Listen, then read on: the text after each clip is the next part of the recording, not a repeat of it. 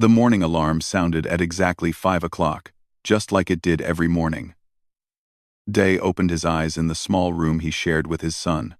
The walls were gray concrete, the single window showed the dark sky outside. Another day in the factory waited for him. "Quan, time to wake up," Day said softly. The boy stirred under his thin blanket.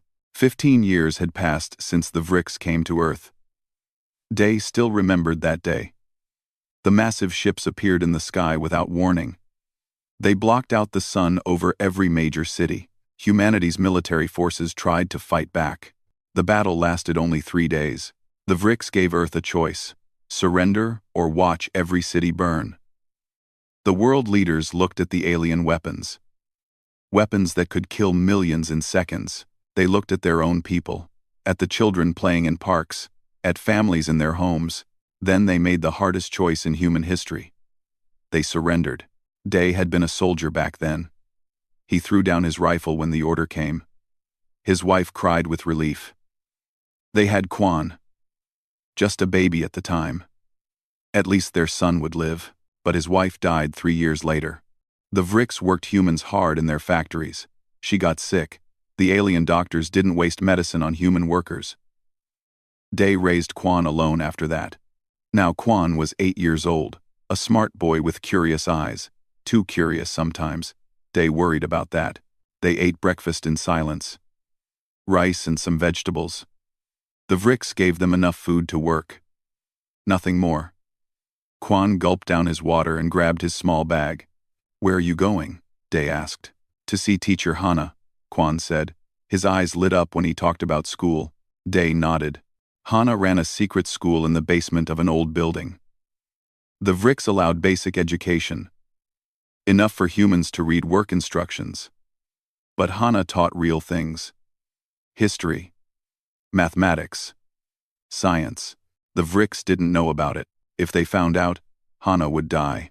"Be careful," Day said. "He always said that." "I will, Dad." Quan hugged him and ran out the door. Day walked to the factory. The streets were clean. The Vrix kept everything organized. Humans walked in straight lines to their work assignments. Nobody talked much. Talking drew attention. Large screens on every corner showed the same message. Obey. Work. Survive. The Vrix language scrolled underneath in strange symbols.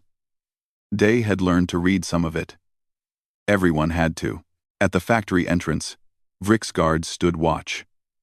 They were tall, maybe 7 feet. Their skin looked like gray metal. 4 arms, each ending in 3 fingers. Their faces had no nose, just slits. Eyes like black glass. They carried weapons that could make a human scream in pain without leaving a mark. Painfield guns, the humans called them. Day scanned his identification chip. The machine beeped. He walked inside. The factory floor was huge. Hundreds of humans worked at assembly lines. They built components for Vrix ships. The air smelled like hot metal and oil. Machines hummed constantly. Day. His friend Tay waved from across the floor. Tay worked in the munitions section. Dangerous work. But Tay never complained. Nobody complained. "Another day," Day said. "Another day we're alive," Tay replied.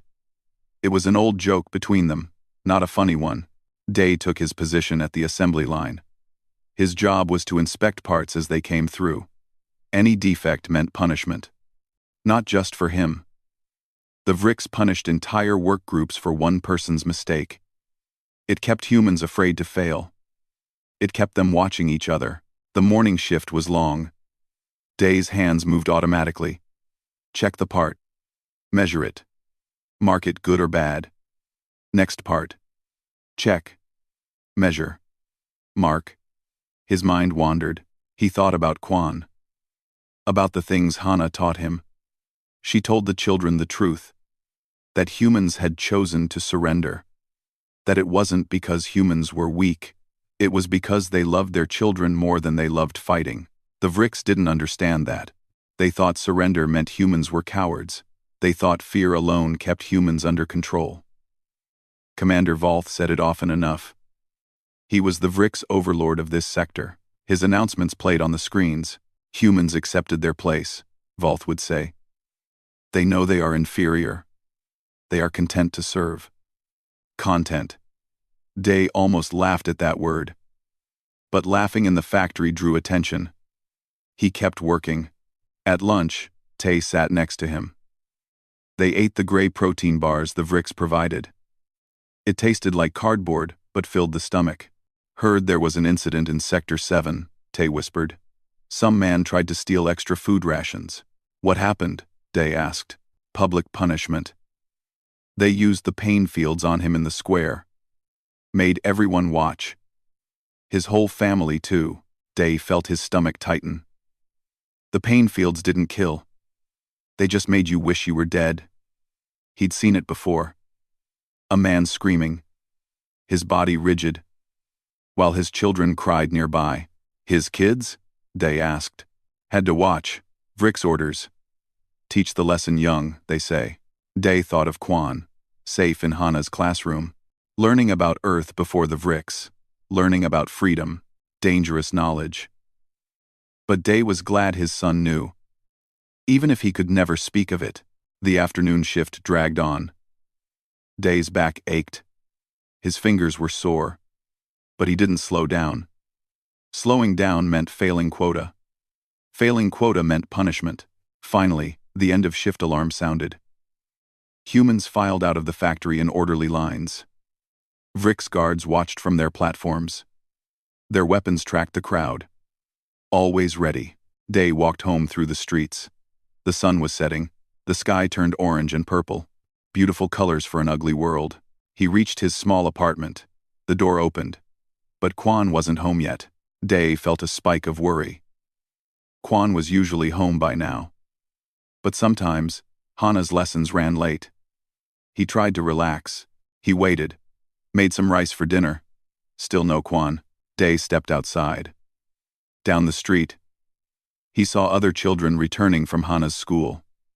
They walked in small groups, trying to look casual. Smart kids. He saw Hana herself, walking with two younger children. She saw Day and smiled. That smile said everything was okay. Quan would be home soon. Day nodded back. He returned inside. 10 minutes later, Quan burst through the door. His face was bright with excitement. Dad, Teacher Hana told us about the ocean today, about how people used to swim in it freely.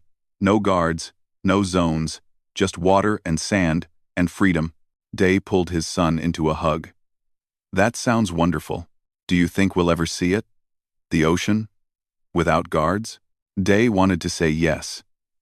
He wanted to promise his son a better future. But promises were dangerous. Hope was dangerous.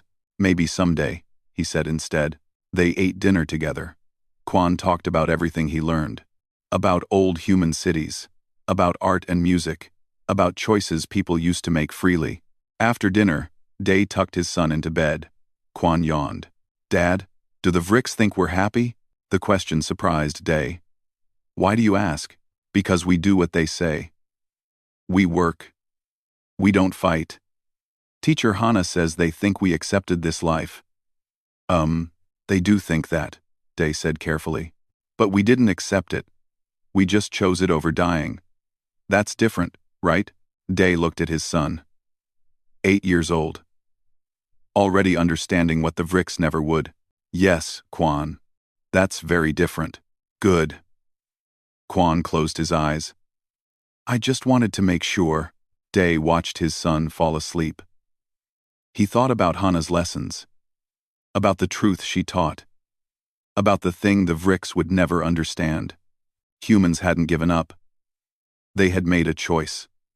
They chose to survive. They chose to protect their children. They bent under the weight of the Vrix Empire, because standing straight meant death. But bending wasn't breaking. And survival wasn't acceptance. The Vrix ruled with fear. They had for 15 years. They thought it would last forever. They were wrong. They just didn't know it yet.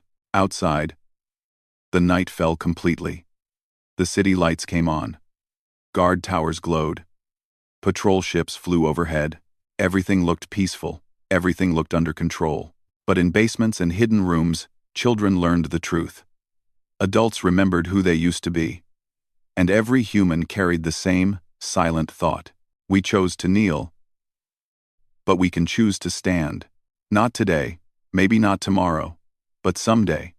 When the time came, when there was nothing left to lose, Day turned off the light. He lay down in his own bed. Sleep came slowly. He didn't know that in just a few days, everything would change. That his son would become the reason. That Quan's name would light the fire that had smoldered for 15 years. He didn't know that the Vricks were about to make their greatest mistake. For now, he just slept. Another day survived. Another day his son was alive. That was enough. It had to be. The factory alarm failed 3 days later. A rare malfunction. The Vricks supervisor announced an early end to the shift. Workers would have 4 free hours before curfew. Day felt the change in the air immediately. Humans didn't get free time. Free time meant unpredictability. The Vricks hated that.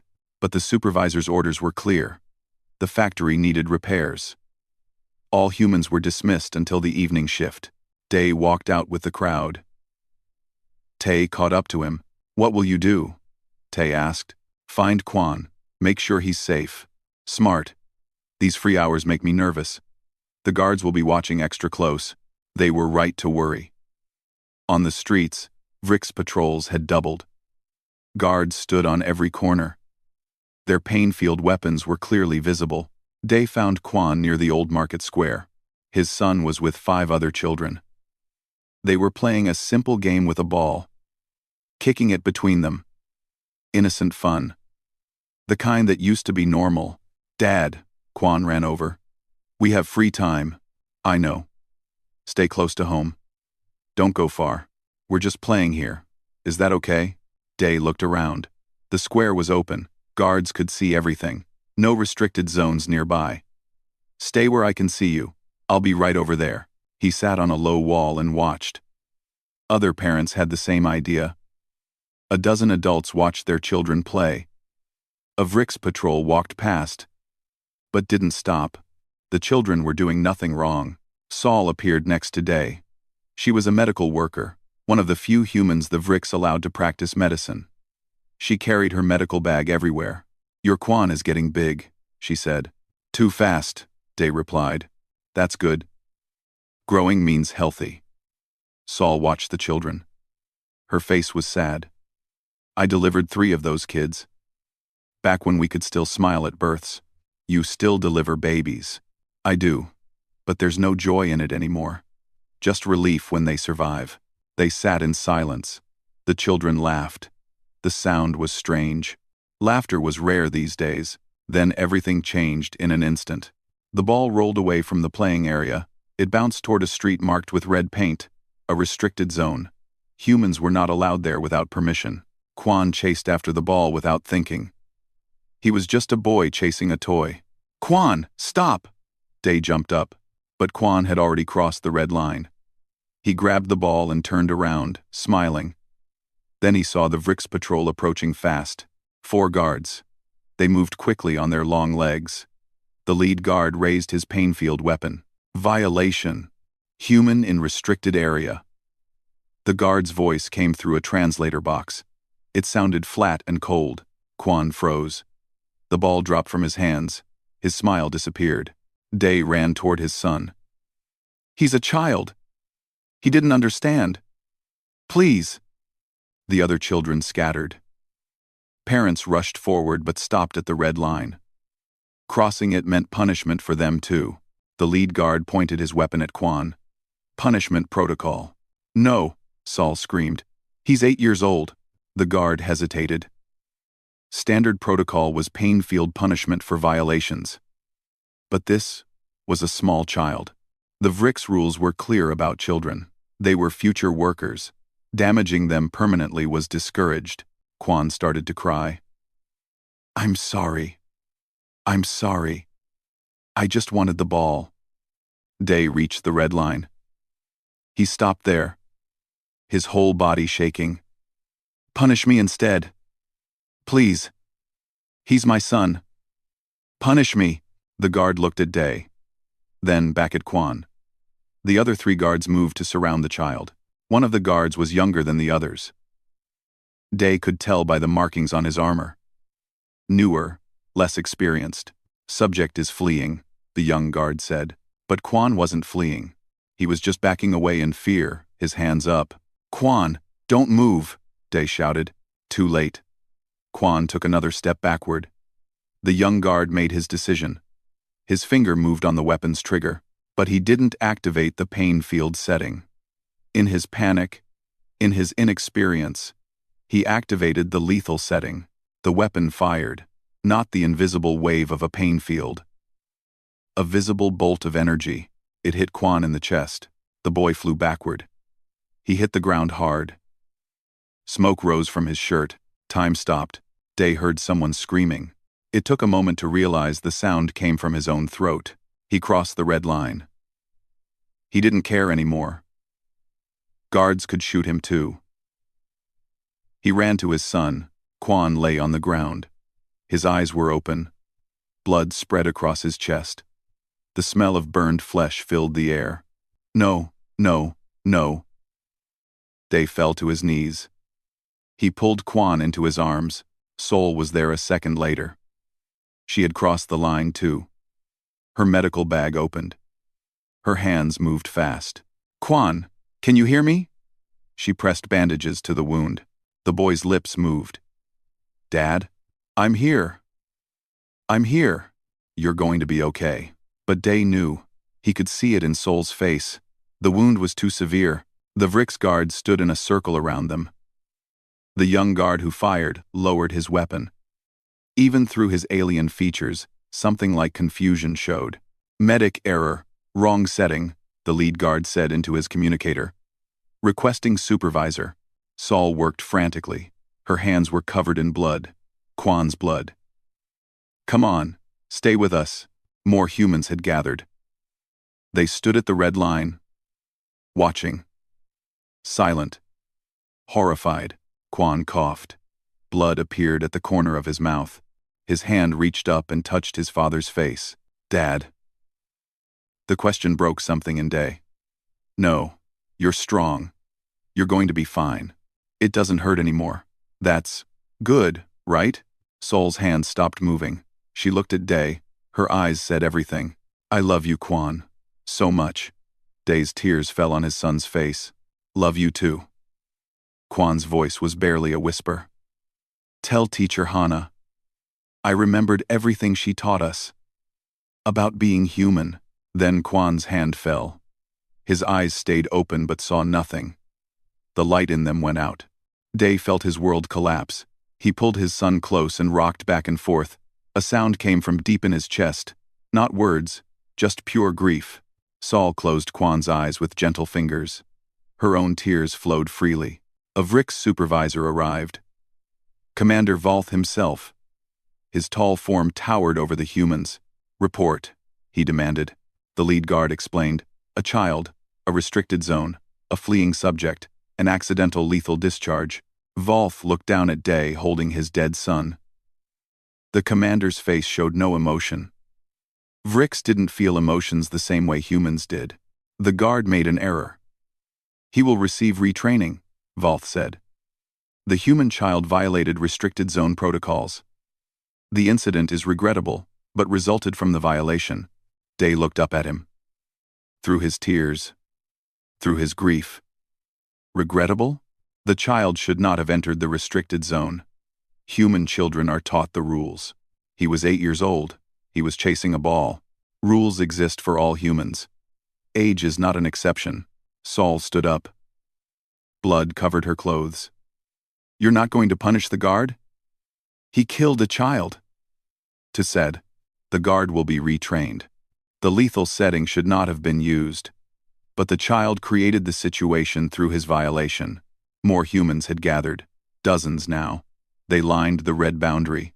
All watching, all silent. "Human children are replaceable," Volth said. "You breed sufficiently. In the interest of maintaining order, no punishment will be given to the guard. This incident is closed." Replaceable. That word hung in the air. Day stared at Commander Volth. Something in his mind went quiet. The part that calculated. The part that chose survival over resistance. That part simply stopped. His name was Quan, Day said softly. What? My son, his name was Quan, not human child, not replaceable unit, Quan. Volth turned away. Remove the body. Clean this area. All humans return to your homes. Free time is cancelled. The guards moved forward to take Quan's body. Day held his son tighter. No. The body must be processed, the lead guard said. No. 2 guards reached for Quan. Day didn't let go. They would have to tear his son from his arms. Saul stepped between them. Let him carry his son. Show that much mercy. The lead guard looked at Commander Volth. The commander considered, then nodded once. The human may carry the body to processing. He will be escorted. Day stood slowly. Quan was light in his arms. Too light. His little boy. Tay appeared at Day's side. I'll walk with you. So will I, Sol said. And me? Hyun stepped forward. He worked in communications but had known Quan. More humans joined them, one by one. Silent support. They walked through the streets. The procession grew. 50 humans, then 100, all walking behind Day as he carried his son. Vrick's guards watched nervously. This was not normal behavior. Humans didn't gather like this. They didn't show solidarity, but they weren't breaking any rules.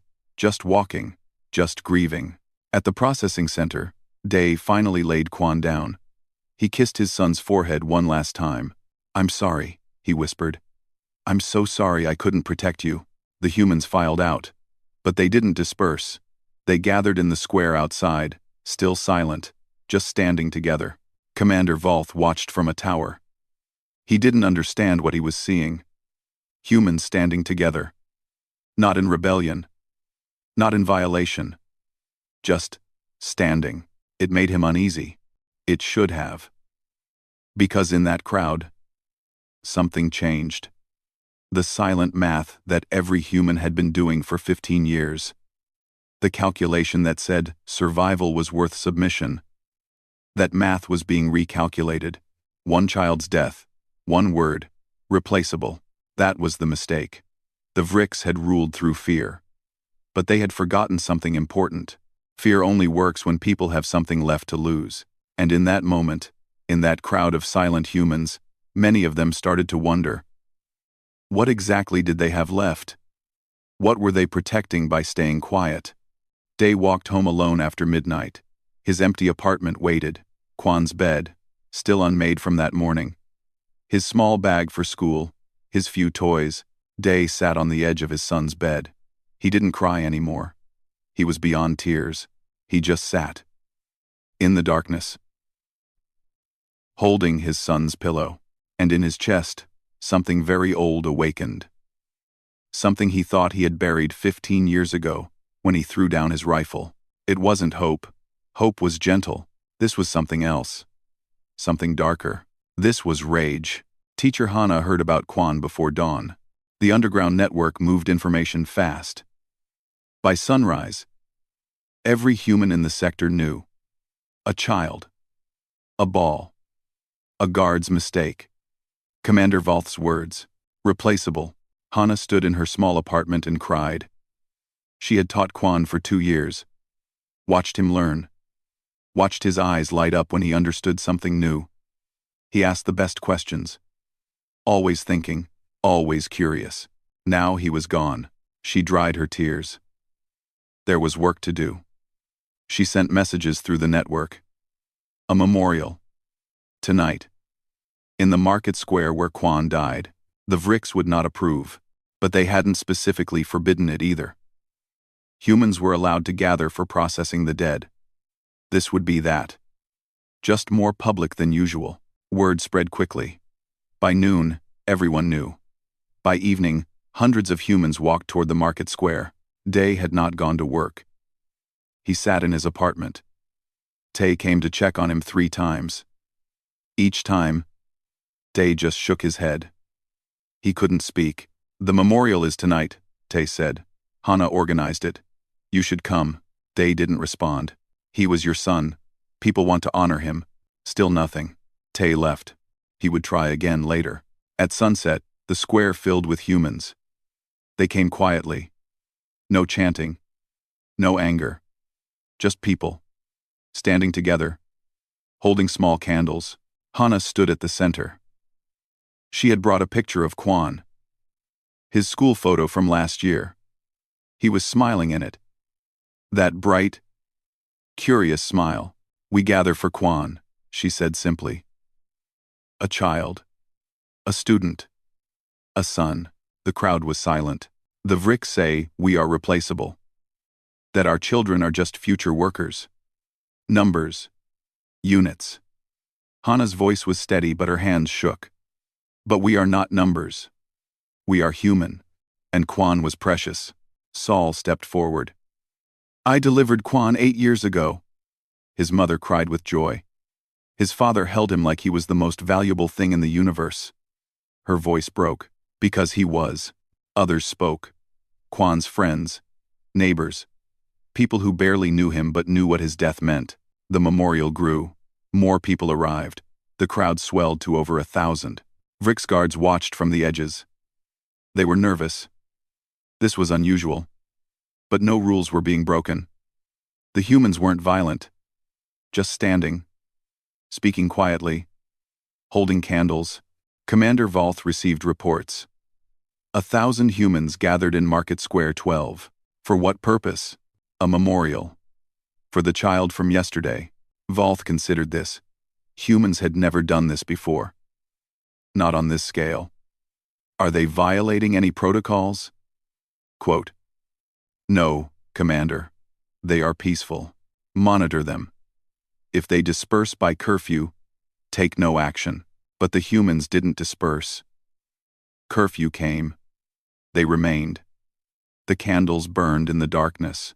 Valth gave the order. Clear the square. Use pain fields if necessary. 20 Vriks guards moved in. Their weapons were ready. All humans must return to designated housing. Curfew is in effect. Disperse immediately. The crowd didn't move. This is your final warning. Disperse or face punishment. Still, no movement. The guards activated pain fields. The invisible waves hit the outer edges of the crowd. Humans screamed. Bodies convulsed. But they didn't run. They fell where they stood. The guards moved deeper. More pain, more screaming. And then something happened that the Vriks had never seen. Day appeared. He walked through the crowd. People parted for him. His face was empty of expression. Dead eyes in a living face. He walked right up to the nearest Vriks guard. My son's name was Quan, he said. The guard pointed his weapon at Day. Return to your housing. No. The guard activated the pain field. At close range, it was devastating. Day's body went rigid. Every nerve screamed. His jaw clenched. His muscles locked, but he didn't fall. He stood, shaking, suffering, but standing, and he spoke through gritted teeth. His name was Quan. The guard increased the intensity. Day's body arched. Blood appeared at his nose. Then Day's hand moved, impossibly slow, fighting against the pain field. Inch by inch, his hand reached the guard's weapon, grabbed it. The guard was surprised. In 15 years, no human had touched a Vriks weapon while being pain-fielded. The pain should have been too much. Day yanked the weapon. The guard stumbled. The pain field cut off. Day swung the weapon like a club. It smashed into the guard's head. The Vriks staggered. Other guards turned, weapons raised. But the crowd moved, not running away, running toward the guards. Tay was first. He tackled a guard from behind. They fell together. Saul grabbed another guard's weapon. She didn't know how to fire it. She just pulled. The guard tried to hold on. Hyun jumped on a guard's back. His hands went for the helmet seals. The guard spun, trying to throw him off. More humans joined. 10 on each guard. 20. They didn't have weapons. They used hands. Fists. Rocks from the ground. They used rage. The guards fired their weapons. Pain fields swept the crowd. Humans fell screaming. But others took their place. One guard went down. Completely overwhelmed, humans pried his weapon away. His helmet, his armor, then he died. Beaten to death in the street. The first Vrix killed by humans in 15 years. The other guards retreated, calling for backup. The crowd chased them. Day stood over the body of the guard he had struck. The guard was trying to rise. Day picked up a piece of broken concrete. He brought it down. Again. And again. Until the guard stopped moving, he dropped the concrete, looked at his hands. They were covered in gray Vrix blood. He felt nothing. No satisfaction.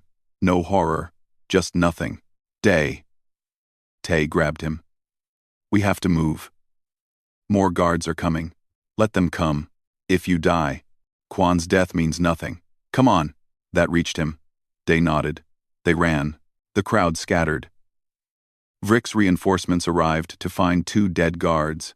1,000 humans vanishing into the darkness. Candles still burning in the square. Commander Valth stared at the reports in disbelief. 2 guards dead? Yes, Commander.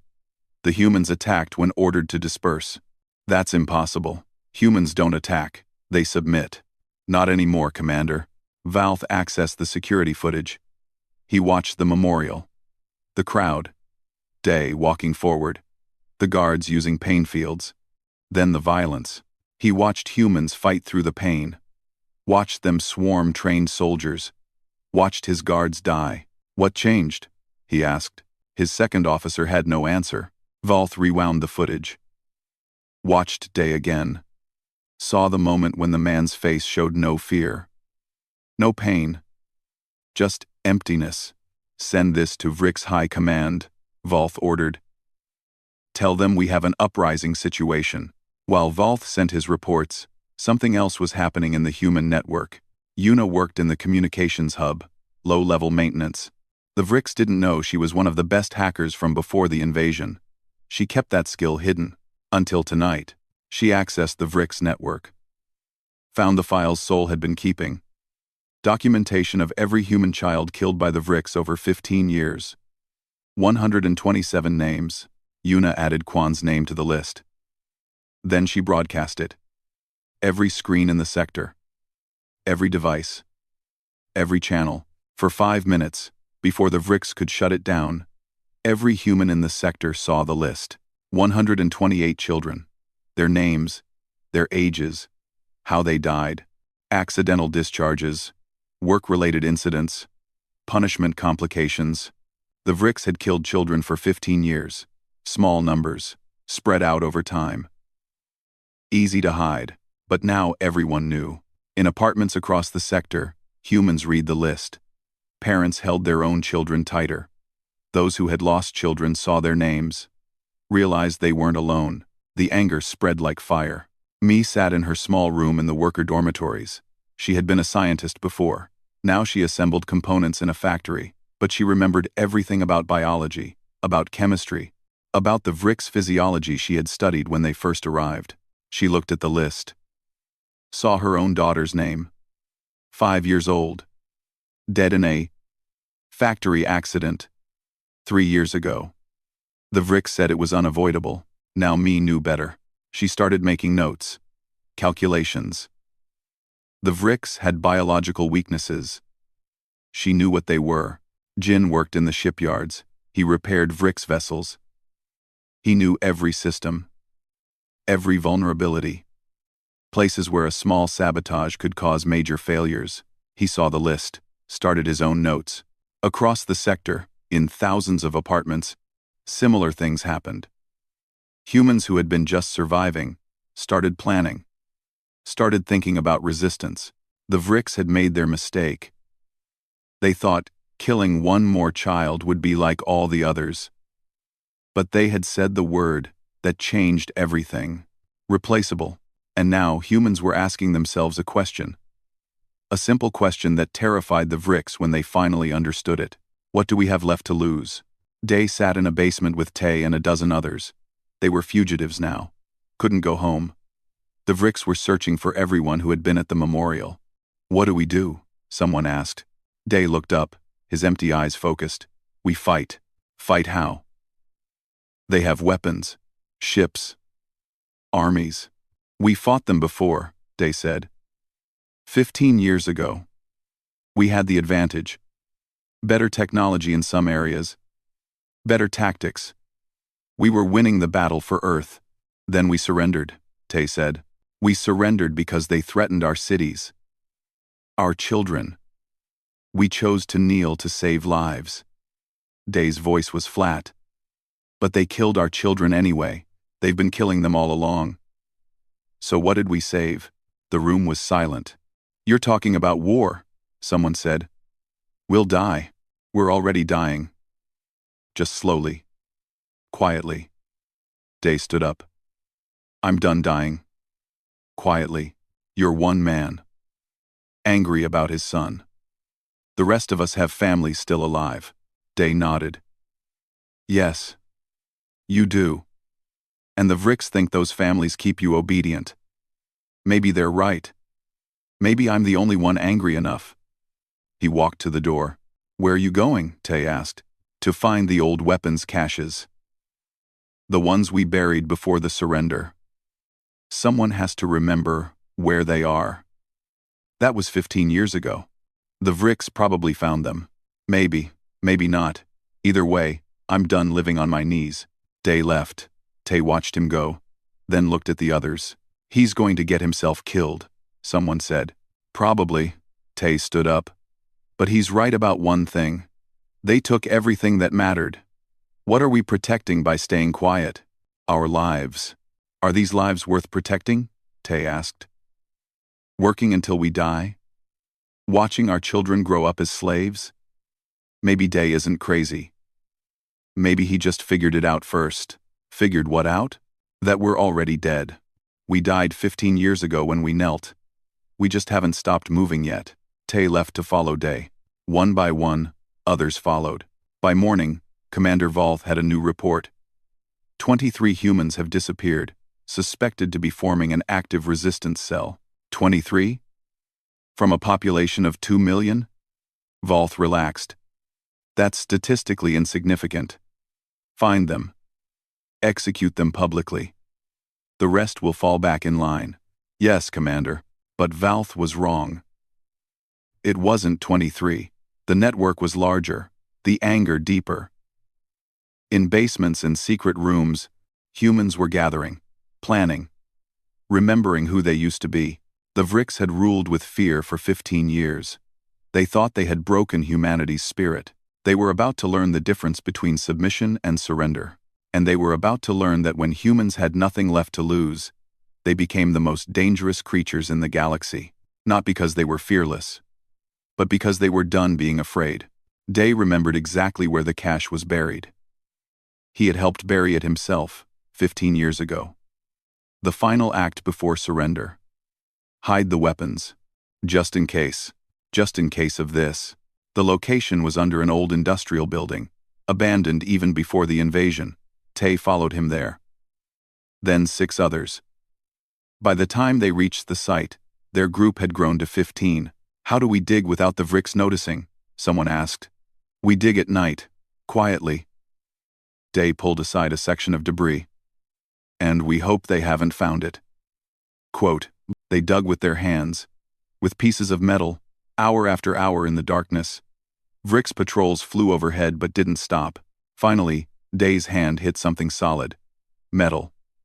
He pulled away more dirt. A container. Military grade. Sealed, 15 years ago. His hands shook as he opened it. Please still be there. Please. The container opened. Inside, wrapped in protective material, were weapons. Human weapons. Rifles. Pistols. Explosives. All stored in stasis pods to prevent decay. You beautiful things, Tay whispered. They pulled everything out, counted the inventory, 50 rifles, 20 pistols, enough explosives to level a building, and ammunition. Lots of ammunition. This is just one cache, Day said. There were others. Different locations. Do you remember where? Some of them, And I know people who remember the rest. Day picked up a rifle. It felt right in his hands. Like coming home. We're not helpless anymore. Word spread through the network. Weapons found. More caches being located. Humans remembered. They had been soldiers. Engineers. Strategists. They hadn't forgotten. They had just been waiting. Wu emerged from hiding. He had been special forces. For 15 years he worked in construction. Kept his head down. But he still knew tactics. He still knew how to fight. When he heard about the weapons, he found Day. "You're starting a war," Wu said. "Yes." "Good, I'm in." Wu brought structure to the chaos. He organized the volunteers into cells. Small groups. Independent, but coordinated. If one cell was caught, the others would survive.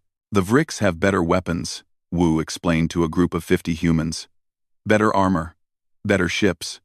But they have weaknesses." "Like what?" "They rely on fear. On humans being too afraid to fight back. But you're here. So you're not afraid anymore. That's their first weakness." "What's the second?" "They don't understand humans. They think we surrendered because we're weak. They don't know we chose surrender over extinction. They think we're defeated." Wu smiled. It was not a kind smile. "Let them keep thinking that. Until it's too late." Jin came to a meeting with blueprints. Actual Vrix ship schematics.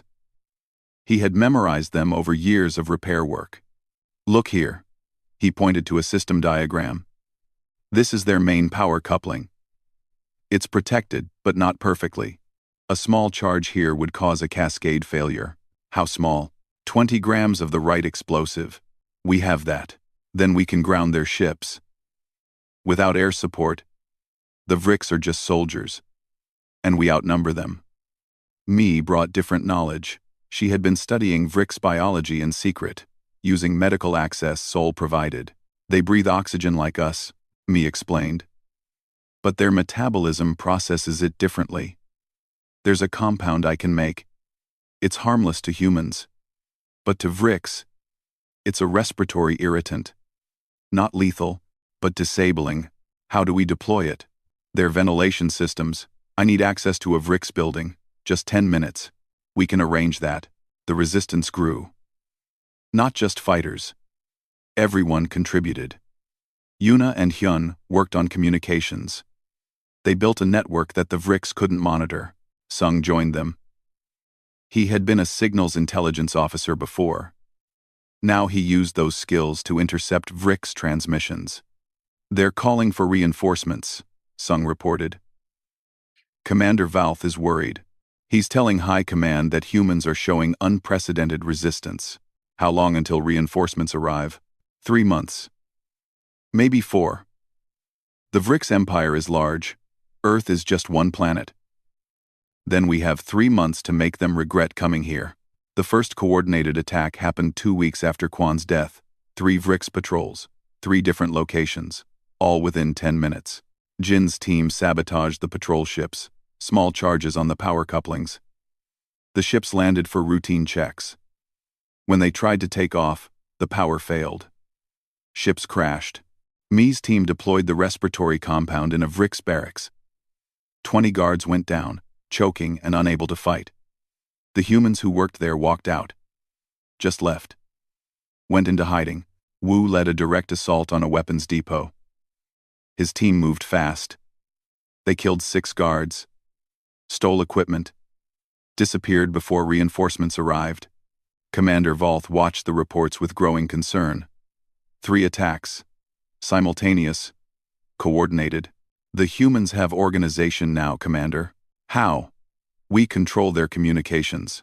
We monitor their movements. They found ways around our systems." Valth slammed his hand on the table. "Find their leaders. Execute them publicly. Make examples." But finding the leaders was harder than expected. The resistance had no central command. Just cells. Day was known. Wu was known. But they never stayed in one place. They moved constantly, and for every leader the Vrix caught, 3 more emerged. The humans learned fast. They studied Vrix patterns, guard rotations, patrol routes, supply lines. Rin had been a pilot. She studied the grounded Vrix ships. I can fly these. You're sure? The controls are different. But the principles are the same. Physics doesn't change. She climbed into a damaged Vrix ship. Started working on the repairs. Give me 2 days. She had it flying in one. The first time humans flew a Vrix ship, they didn't use it for combat. They used it for a broadcast. Yuna rigged the communication system. People of Earth, her voice went out on all frequencies. This is Yuna, speaking from a Vrix ship. Under human control. We are not defeated. We are not broken. The Vrix killed our children. They called us replaceable, but they forgot something. Humans don't stay down. We fight back. Join us.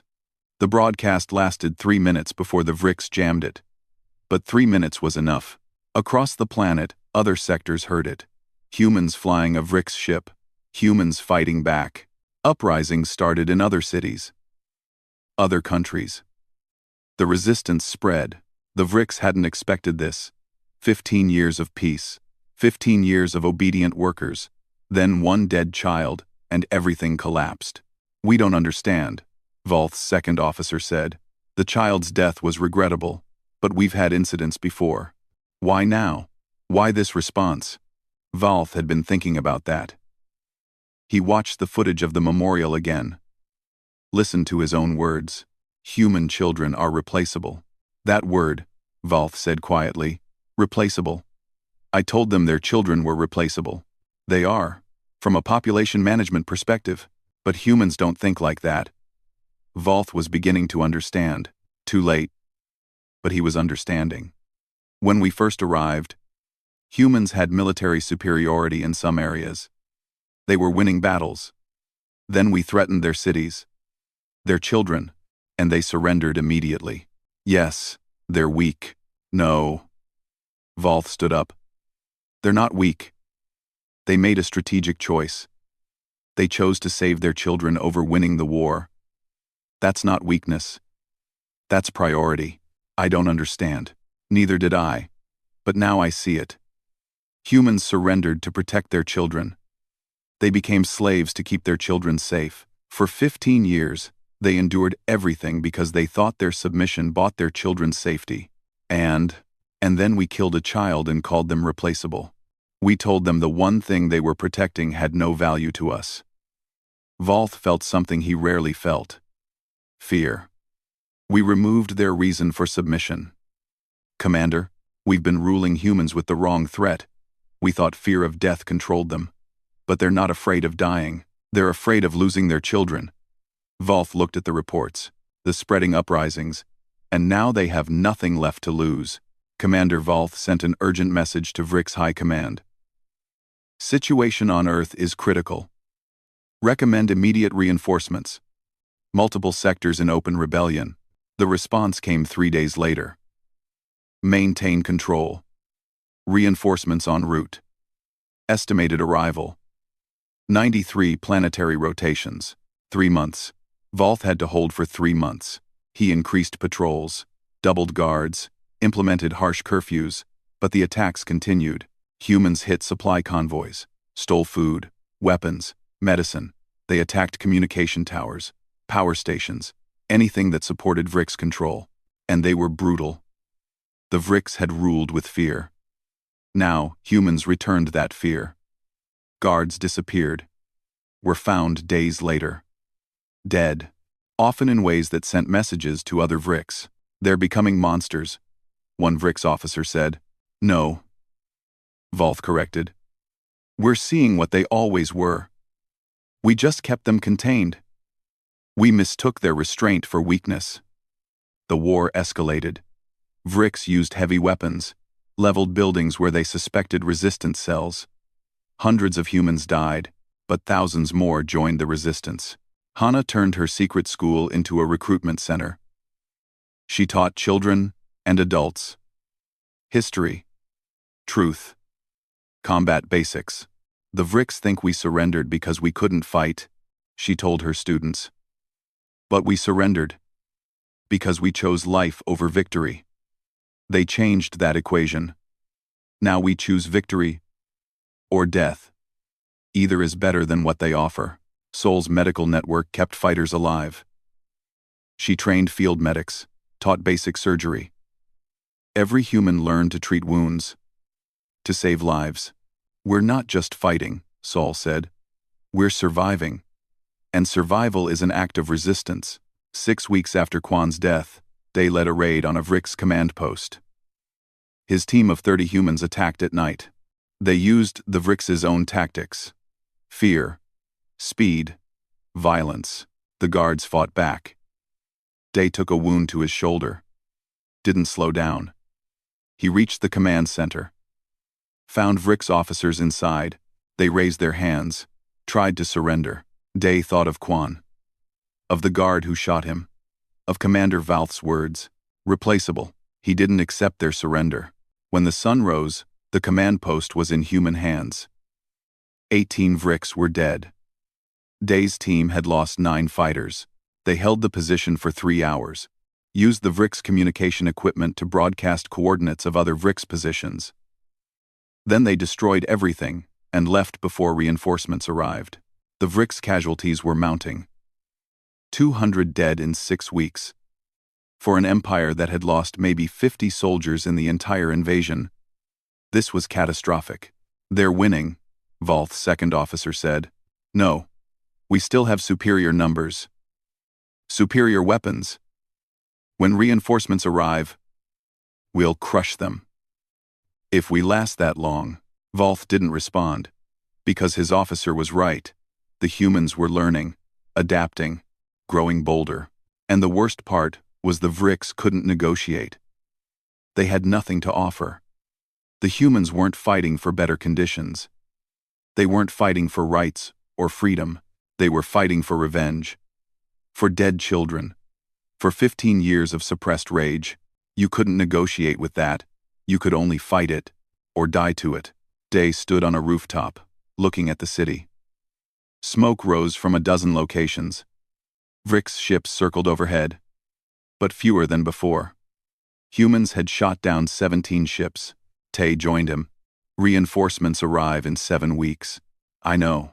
We can't beat a fresh Vrix army, not with what we have. Probably not.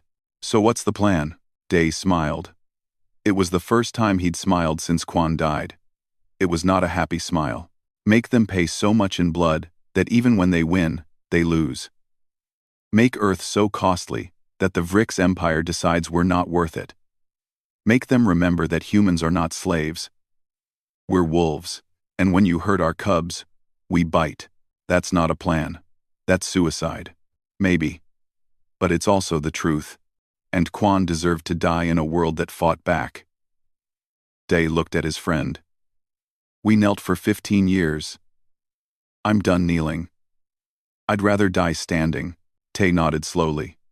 Then we die standing. Across the city, in basements and hidden rooms, thousands of humans were having similar conversations, making similar choices. The Vrix had ruled with fear. But fear was a temporary tool. It worked until it didn't, and it had stopped working. Now the Vrix were learning something new, something terrifying. When humans had nothing left to lose, they didn't become weak, they became chaos. And chaos was coming for the Empire. 6 months had passed since Kwan died. The planet looked different now. Smoke rose from cities every day. Vrix checkpoints were fortified bunkers. Human bodies hung in public squares as warnings, but still, the resistance grew. The Vrix reinforcements arrived as promised. 3 full battle cruisers. 5,000 fresh troops. Commander Valth felt relief for the first time in months. Finally. Now we can end this. The new Vrix commander was named Krell. He had fought in 12 conquest campaigns. Earth would be his 13th victory. Show me the situation, Krell demanded. Valth showed him the maps. Red zones marked active resistance. Yellow zones marked contested areas. Green zones marked secure Vrix control. The map was mostly red and yellow. Very little green. This is unacceptable, Krell said. You've lost control of an entire planet.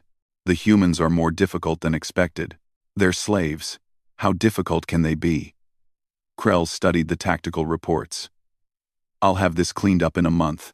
But Krell didn't understand. None of the reinforcements did. They came from other conquered worlds. Worlds where the populations accepted defeat, where fear still worked. Earth was different now. The first day of the new offensive, Krell sent ground troops into the red zones. Heavy weapons, armored support. They would crush the human fighters and restore order. The troops met coordinated resistance they weren't prepared for. Wu had spent 6 months preparing. His fighters knew every street, every building, every advantage.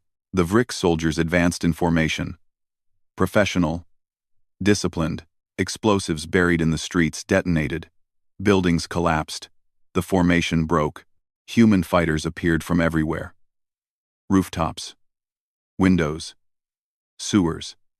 They hit the Vrix from all sides with stolen weapons and human weapons from the caches. The Vrix tried to regroup, but the humans didn't fight fair. They didn't hold positions. Hit and vanish. Strike and disappear. By nightfall, Krell's first offensive had lost 300 soldiers. They gained 2 city blocks. This is impossible, Krell said. They fight like they have nothing to lose.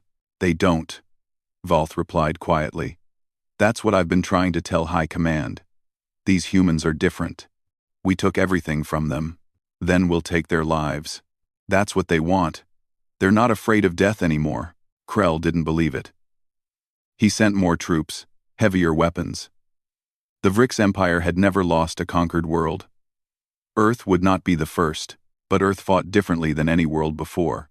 Rin Flu captured Vrix ships. She had trained 12 other pilots. They hit supply convoys from the air. The Vrix shot down 8 of the captured ships. But the humans kept coming. Mi's biological weapons were deployed in Vrix water supplies. Not lethal, but enough to sicken troops. Reduce combat effectiveness. Jin sabotaged Vrix equipment. A seal here, a connection there.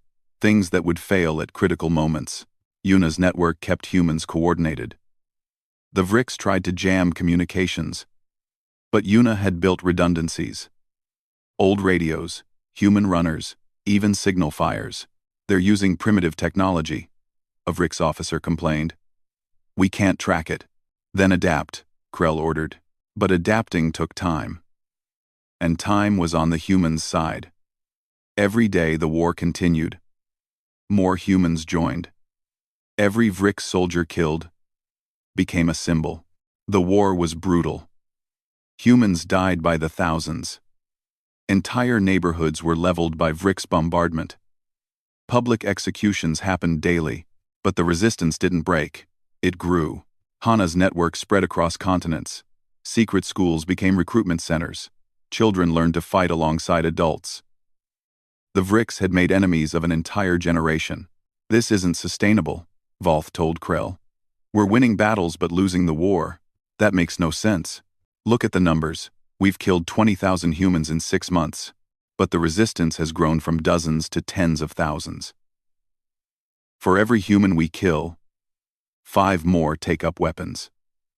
Then we'll kill them all. There are 2 billion humans on this planet. Can we kill them all? Should we? They're workers, resources. That's why we conquered them. They're rebels now. Useless. Valth had a terrible realization. We broke them. We tried to rule with fear, and we broke the very thing that made them valuable. Their willingness to work rather than fight, so we'll enslave a different species. It's not that simple. Other conquered species are watching. If humans can rebel, so can they. We need to end this. Show strength.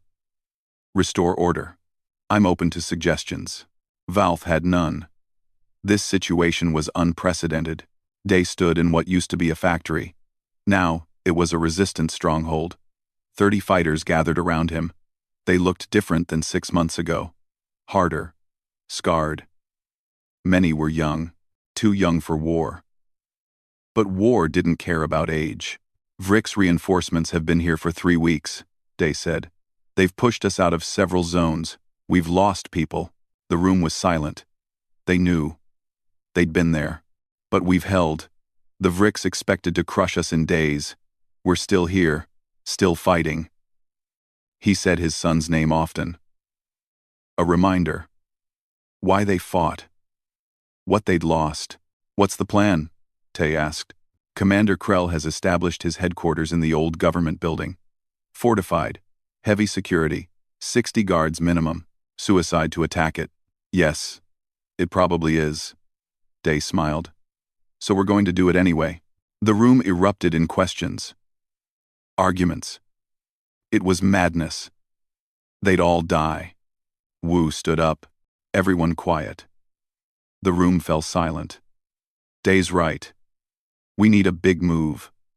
Something that hurts them. Something that shows humans everywhere that the Vrix can bleed. We can bleed too, someone pointed out. We've been bleeding for 6 months. The Vrix need to bleed more. Wu looked at Day. I'm in. Me too, Tay said. One by one, volunteers raised their hands. 30 fighters. All willing to die. Day felt something he hadn't felt in months. Not hope, something else. Purpose. We're not trying to win the war, he told them. We're trying to make the Vrix regret ever coming here. Make them understand that humans are not slaves. Never were, never will be. They planned for 2 days. Jin provided building layouts. Mi provided weapons. Rin offered air support with the last captured Vrix ship they had. Saul came to Day the night before the attack. This is suicide. I know. Quan wouldn't want you to die. Quan is dead because I couldn't protect him. Because I spent 15 years on my knees hoping the Vrix would leave us alone. They didn't. They never would have. Day looked at her. I can't bring him back, but I can make sure his death meant something. It already means something. You started this. The whole resistance. Then maybe this ends it. Either the Vrix kill us all and prove they're stronger, or we hurt them enough that they decide Earth isn't worth it. Day picked up his rifle. Either way, no more kneeling. The attack happened at dawn. Rin flew the Vrix ship low over the headquarters, drew all attention upward. The Vrix fired everything at her. Her ship was shot down. She didn't survive. But she bought the ground team precious minutes. Day and his 30 fighters hit the building from 3 sides.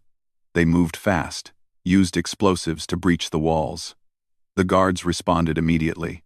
The battle was chaos. Humans and Vrix fighting in close quarters. Day's rifle ran empty. He used it as a club. Then his hands. Tay went down. Shot 3 times. Still fighting. Still swinging his weapon. Until a Vrix guard crushed his skull. Wu led a team to the 2nd floor. They cleared rooms with brutal efficiency. No mercy. No hesitation. 20 of Day's fighters died in the first 10 minutes. The survivors pushed forward, deeper into the building. They left bodies behind. Human and Vrix. Day reached the command center. Commander Krell was there. 4 guards protecting him. You cannot win, Krell said. His translator made his voice emotionless. More reinforcements are coming. You will all die. I know. Day shot 2 guards. The other 2 fired back. Day felt bullets hit him. His leg. His side. He didn't fall. He killed the 3rd guard. The 4th tackled him. They fell together. Fought on the ground. The Vrix was stronger. But Day was desperate. He got his hands around the guard's throat, squeezed. The guard thrashed, clawed at Day's face. But Day held on, felt the guard's windpipe collapse. The guard stopped moving. Day stood. Blood poured from his wounds. He looked at Krell. The commander raised his hands. I surrender. Quan wanted to surrender too. Your guard shot him anyway. Day raised his pistol. Wait. We can negotiate. End this war. Give humans better conditions. Better slavery? No thanks. Day pulled the trigger. Commander Krell fell, dead before he hit the ground. Wu appeared at the door. Buildings secure. But reinforcements are coming. Hundreds. Then we hold as long as we can. They held for 30 minutes. The 10 surviving fighters against overwhelming numbers. They fought from room to room. Floor by floor. Day killed 6 more Vricks before he couldn't fight anymore. Too much blood loss. His vision blurred. He fell against a wall. The Vricks broke through. A dozen guards. They found Day sitting in his own blood. Barely conscious. "This one is the leader," a guard said. "Subdue him.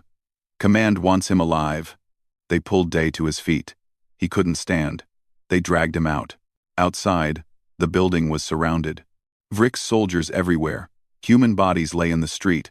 All of Day's team, dead. They had killed 2 commanders, 70 guards, destroyed a Vricks headquarters, 30 humans. Against hundreds. They'd made it count. They took Day to a holding facility. Saul was already there, captured while treating wounded fighters. Yuna, Hyun, Jin, others, dozens of resistance leaders. "Public executions," a Vricks official announced. "Tomorrow, in every major city, show the humans what rebellion costs."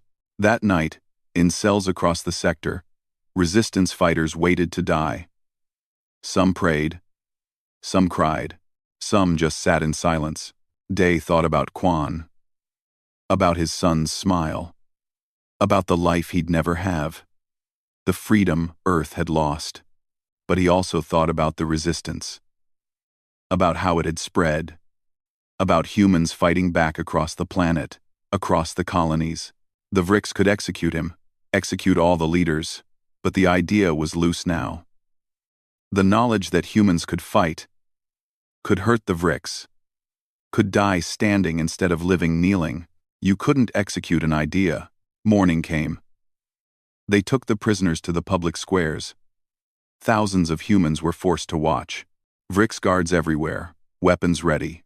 "These humans led the rebellion," the Vricks announcer said.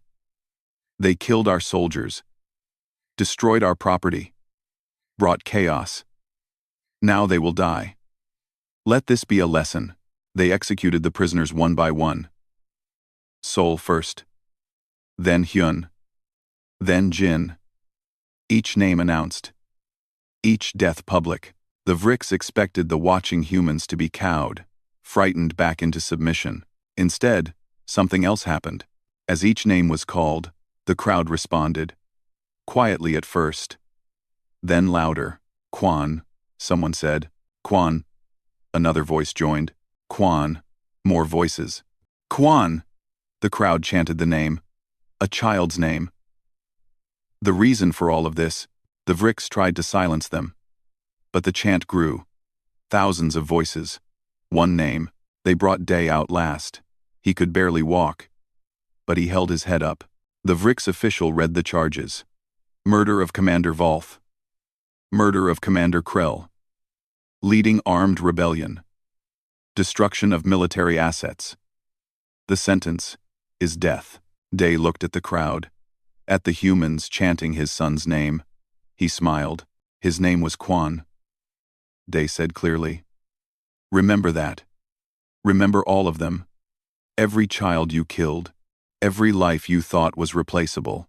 Silence the prisoner," the official ordered. A guard struck Day. He fell to his knees. Blood dripped from his mouth. "You ruled with fear," Day said through broken teeth. "For 15 years. You thought fear made us weak. But fear is just fear. Love is what makes us strong. Love for our children, for our families, for our freedom. Execute him. You already lost," Day said. "You just don't know it yet." The Vricks fired. Day fell, dead before he hit the ground. The crowd went silent. For a moment, everything stopped. Then someone screamed. A raw sound of grief and rage. The crowd surged forward. The Vricks fired into them. People fell, but others kept coming. It happened in every square, every execution site. The Vricks killed the leaders. The people rebelled. What started as executions became battles. Thousands died. But the message was clear. Humans would not go back to submission. Not after 6 months of fighting. Not after learning they could resist. The Vricks High Command watched the reports in horror. Every execution had triggered an uprising. The situation was spiraling out of control. "We need to pull back," an officer suggested. "Earth is lost. We've never abandoned a conquered world. We've never faced this before. These humans won't stop. We can kill millions and they'll keep fighting. Then we'll kill them all, sterilize the planet. And what message does that send to our other conquered worlds? That resistance means extinction? That will cause rebellions everywhere." The High Command faced a terrible choice: stay and fight a war of extinction, or leave and show weakness. They chose to stay, sent more reinforcements, vowed to crush the human rebellion completely, but Earth had changed. The fighting continued for years. The Vrix won many battles, killed millions of humans, but they couldn't restore order, couldn't go back to peaceful slavery. The cost in Vrix lives mounted. Thousands, then tens of thousands. Other conquered species watched, saw that the mighty Vrix could bleed, could be hurt, could be resisted. Small rebellions started on other worlds, nothing major, but troubling. The Vrix Empire had never dealt with widespread resistance before. 20 years after Quan's death, the Vrix still held Earth, but barely. They controlled the major cities, but the countryside belonged to humans. The fighting never stopped, and the cost kept rising. Earth became a warning, a cautionary tale. The planet where the Vrix learned that some species cannot be broken, that some fights cost too much. Other conquest campaigns were reconsidered. Was it worth it? Would those species resist like humans did? The Vrix Empire didn't fall, but it stopped expanding. Earth was the line, the place where absolute power met absolute will. In a small resistance camp, a teacher told children the story. About a boy named Quan. About a man named Day. About the day humans chose death over submission. "Will we ever be free?" a child asked. "Maybe, someday. But we're already free in the way that matters." The teacher smiled. "We chose to fight. That choice belongs to us, not them." On Earth and across the stars, humans told the same stories, remembered the same names. Quan, Day, Tay, Sol. All of them. The Vrix ruled with fear for 15 years. They thought it would last forever. They were wrong. One child's death unleashed chaos. But more than that, it unleashed truth. That humans are not slaves by nature. That submission is a choice, not a character. That when you take away everything someone loves, you don't make them weak, you make them dangerous. The Vrix learned this lesson too late. And they learned it in blood, in fire, in the screams of their soldiers dying on a world that refused to stay conquered. They came to Earth promising peace through superior firepower. They found war, real war. The kind that has no winners, only survivors. And in the end, humanity's greatest strength was never their weapons or their technology. It was their capacity for love, for sacrifice, for choosing death over dishonor, for remembering that some things matter more than survival. Like freedom, like dignity, like honoring the dead by refusing to kneel. Quan never knew he would change the world. He was just a boy chasing a ball. But his death became a symbol, a line in the sand. The moment when humanity said, "Enough," and the galaxy never forgot. Humans were not the strongest species, not the smartest, not the most advanced. But when pushed too far, when their children were threatened, when they had nothing left to lose, humans became something terrifying. They became willing. Willing to sacrifice, willing to fight, willing to die. And willingness, it turned out, was the most powerful weapon of all. The Vrix ruled with fear until they didn't, until a child's death unleashed chaos. And chaos, once unleashed, could never be fully contained again.